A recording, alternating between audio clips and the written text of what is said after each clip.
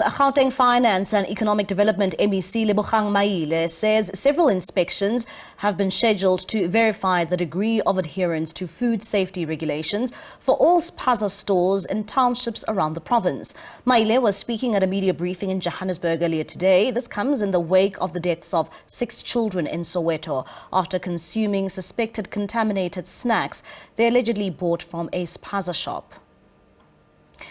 Locals accuse foreign national Spaza shop owners in townships of selling expired foods, and this has led to incidents of looting and resulting in many Spaza shops being shut down in the Vaal and in Naledi in Soweto.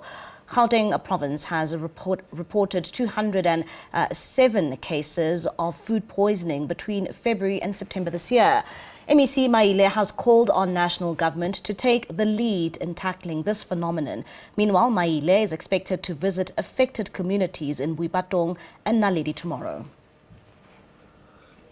And for more on this discussion, we are joined by the MEC himself, Gauteng Finance and Economic Development MEC Lebogang Maile, and he joins us now via our video link. Now, MEC, we've seen over the past couple of weeks a number of children losing their lives, and some of them also being hospitalized. And communities have blamed this squarely on the Spaza shops that we find in our various communities.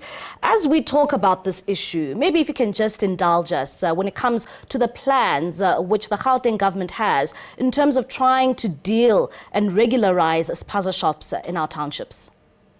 Good evening, Mali, and thanks for having us. Let's start, and then we'll also like to greet the viewers at home.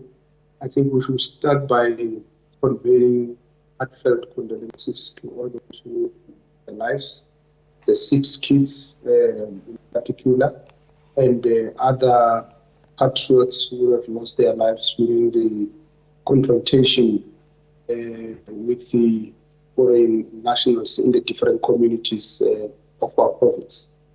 And secondly, we would like to indicate that we have been having a program called Tondisa Ishishini Lako, How Fix Your Business.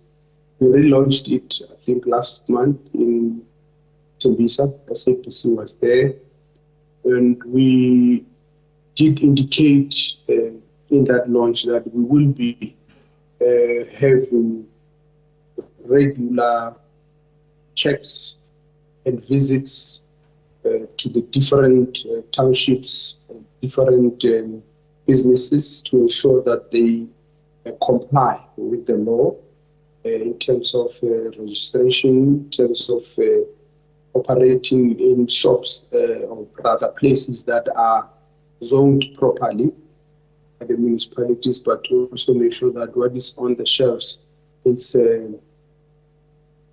healthy for consumption by our communities. But that is a huge task because it can be done once in a while. It can be done by one person.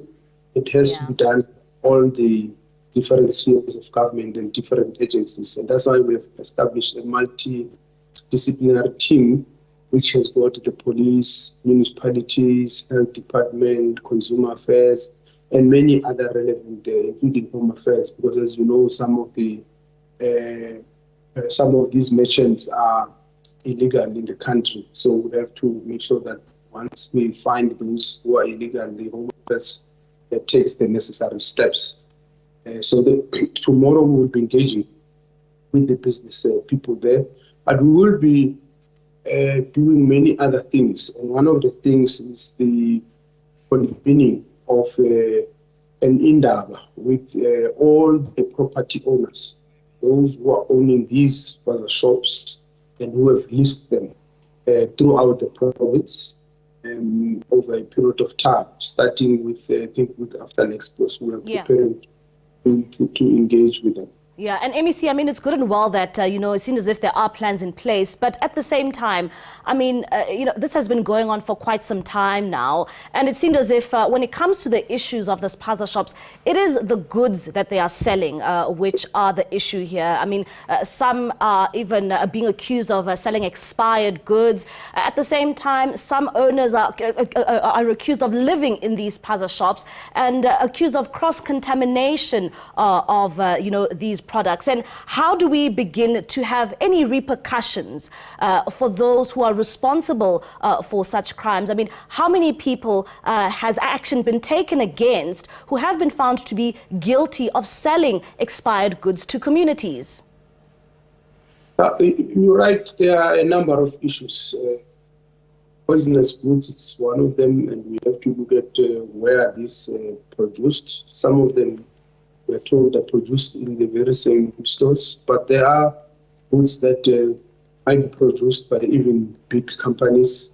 We need to deal with the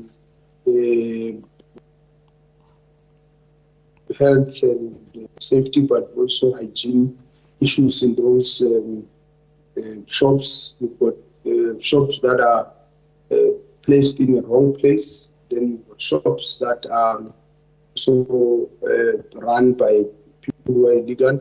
And I think the most important thing is to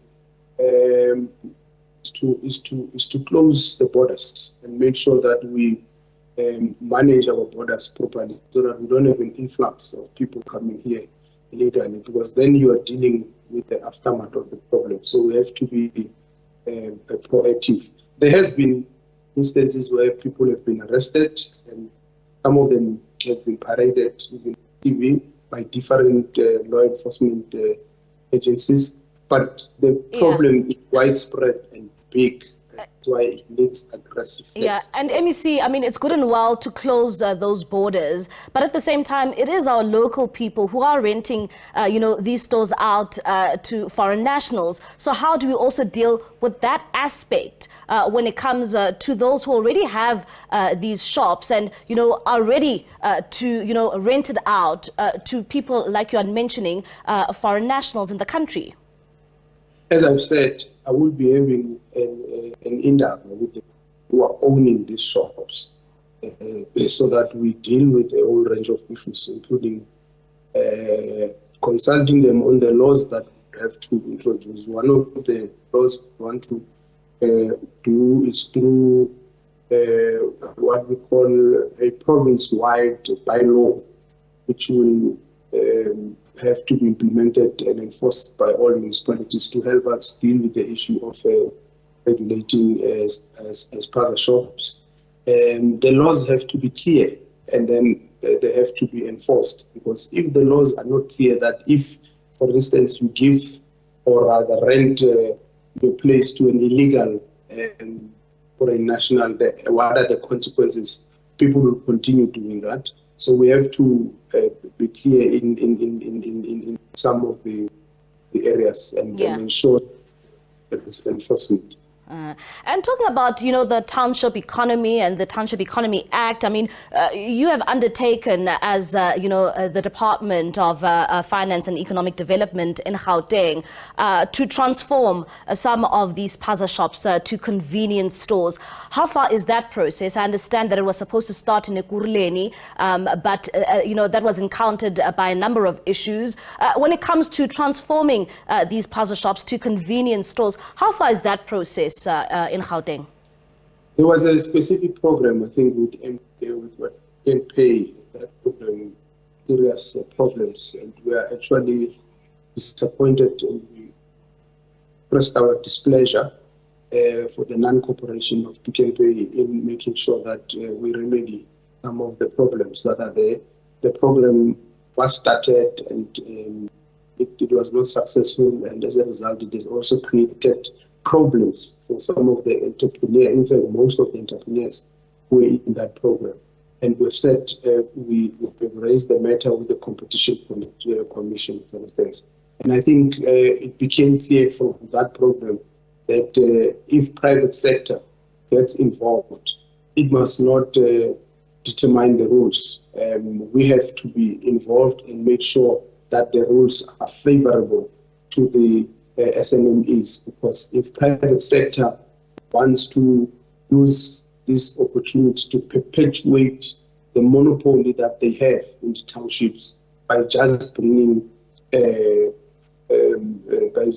goods which are not produced in the townships, but by also imposing their unreasonable demands, which makes it difficult for small businesses to operate. So this is something that we are working on as well.